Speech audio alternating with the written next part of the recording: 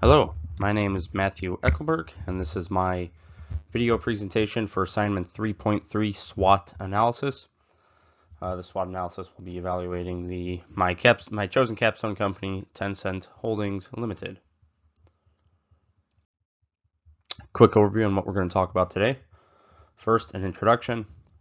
Then we're going to get on to the actual elements of SWOT, which is strengths, weaknesses, opportunities, and threats. And then we're going to hit a summary to wrap things up. Quick introduction. Tencent Holdings, my selected capstone company. They are a Chinese company offering worldwide services, number 74 on the Forbes Global 2000 list. They are an investment holdings company in the internet and mobile value-added services industry, conducting business in online advertising, e-commerce transactions. They are also the largest video game company in the world, outright owning Riot Games, owning a 40% stake in Epic Games, 84% stake in Supercell, and minority stakes in Activision and Ubisoft. Their portfolio also ranges in not only the gaming industry, but music, film, tech, and more. Without further ado, let's look at the strengths. Looking at Tencent's strengths, they are the largest video game company in the world, as I mentioned. They are almost a gatekeeper to gamers in China. They operate a service called WeGame, which is very similar to the Steam PC online gaming platform that we operate here in the US, or that Valve operates. The gaming department alone in Tencent generated a profit of 14.9 billion USD in 2019, with revenues up 21% from the last year. And online games revenues rose by 25%. That was mainly driven by mobile games. So there's a big market in China for the mobile gaming market, and Tencent is taking advantage. Extensive resources and domination in China is definitely one of their strengths. As I mentioned, they operate WeGame, and they also operate WeChat. WeChat alone has an estimated monthly active users of 1 billion. Tencent shares is valued at over 500 Hong Kong dollars per share. And their influence and outreach in various industries is certainly a strength that plays to their benefit. As I mentioned, they're involved in video games, movies, music, research and development, innovation, politics, social applications, payment applications, etc. And the fact that they own WeChat, which is China's most popular social media app, but it's also become kind of the standard payment app. It just helps their outreach and influence even more. All right, moving on to the weaknesses. So one thing that is a weakness, and I guess you could argue it as a strength, potentially, or an opportunity, but in this context, we're going to say it's a weakness. The fact that they are a very political company with very deep ties with the China government. So as I mentioned, they're one of China's two main companies, and there's two companies who really kind of run the entire show out there as far as entertainment, tech, social, banking. And that's Alibaba and Tencent. To kind of just prove that they're in pretty deep with the China government. There's been multiple instances and investigations that they have conducted surveillance on China citizens. They are amongst one of the few companies that received China-backed cryptocurrency.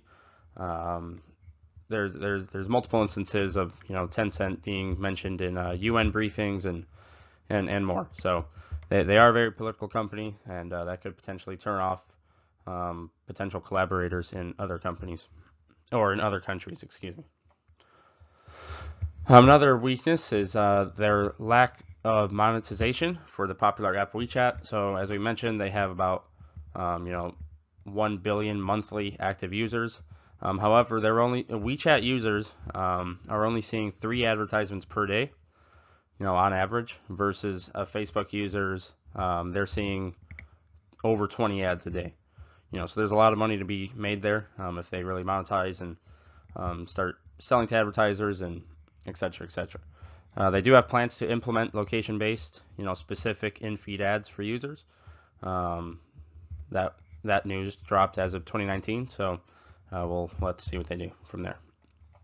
The final weakness that I've listed here is the fact that China is very prone to natural disasters, and therefore Tencent is as well. China is a hotspot for a wide variety of natural disasters, so that could potentially lead to damages towards data centers and lead to a loss in revenue. If a natural disaster were to strike one of their cloud computing centers, that could be very, very bad for business because they would be losing revenue by the second. Opportunities. So the first opportunity listed here, innovation. Cloud computing, automation, AI, infosec, with the massive influence and the operating capabilities that Tencent possesses, innovation is something they can definitely be at the forefront of. In fact, they did just sign a 5-year, $70 billion plan to invest in cloud computing, artificial intelligence, and cybersecurity. And something that's kind of a little more recent and near to heart is they actually have been utilizing AI to fight COVID-19, using it to conduct deep learning to identify which patients who have tested positive are more at risk for fatal consequences. They've also been utilizing WeChat to provide a free continuous stream of information worldwide. Another opportunity is next-gen gaming. So it's the year is 2020, and the PlayStation 5 is getting ready to launch this holiday season, as well as the Xbox Series X, which means we are entering a new generation of home console gaming. So what does this mean? That's a big deal for Sony and for Microsoft, and Microsoft is kind of stirring up the pot with things such as the xCloud. We've seen some other competitors enter the space lately, like Google with their Google Stadia, and this whole concept of cloud gaming is becoming a thing. Well, there's a lot of opportunity there for Tencent, especially being the fact that they did just, they are now a cloud computing service provider, and it turns out they just partnered with Huawei for cloud gaming. They also opened a new US-based studio to work on AAA games for next-gen consoles. So they are seizing this opportunity quite nicely. And I listed COVID-19, you're going to see this come up again in threats, but I listed COVID-19 as a opportunity simply because of kind of what I spoke about earlier with innovation and how they're using COVID-19 as an opportunity to further increase R&D and innovate. They actually did. Tencent partnered with the WHO, and as I mentioned, they're using AI and deep learning to predict, cases and see what other R&D development efforts they can present to, alleviate the issues we're facing. All right, threats. So the number one threat, I've mentioned them a few times, would be the number one competitor, Alibaba. Alibaba is still the number one cloud provider. Tencent is following. They're trying to close that margin. And Tencent's also following Alibaba's shadow and trying to become Asia's biggest company. As of right now, I think it was as of June, Alibaba listed shares 0.64% higher. So the margin is very, very close there, but that is probably the number one threat, just keeping your competitors in check and being aware of what they're doing, and you can't fall too far behind. Another threat and something to be wary of is the large increase in deferred revenue from 2016 to 2019. There was a 300% increase in deferred revenue in that time frame. And this could be from due to the fact that they did acquire so much infrastructure in this time frame in order to stand up their cloud computing services. As I mentioned, they did just launch another campaign for a 5-year, $70 billion plan to invest in cloud computing, artificial intelligence, and cybersecurity. So all this capital more than likely is in the position to pay off. It's just something to be wary of to monitor, because that deficit is growing, and it seems like it'll continue to be that way for the next couple of years. And as I mentioned, we'd see this one. So COVID-19 being a threat, mainly for the fact that, one, there's no end in sight. Cases are climbing daily, and that's leaving kind of a unpredictable sense on the stock market. Cases in China are supposedly calming down. Here in the U.S., they are not quite in control yet.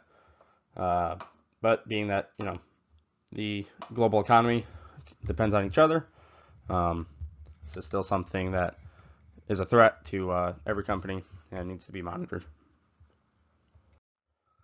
So, quick summary on what we spoke about today. We handled our introduction. We went over the strengths, weaknesses, opportunities, and threats. And now our summary.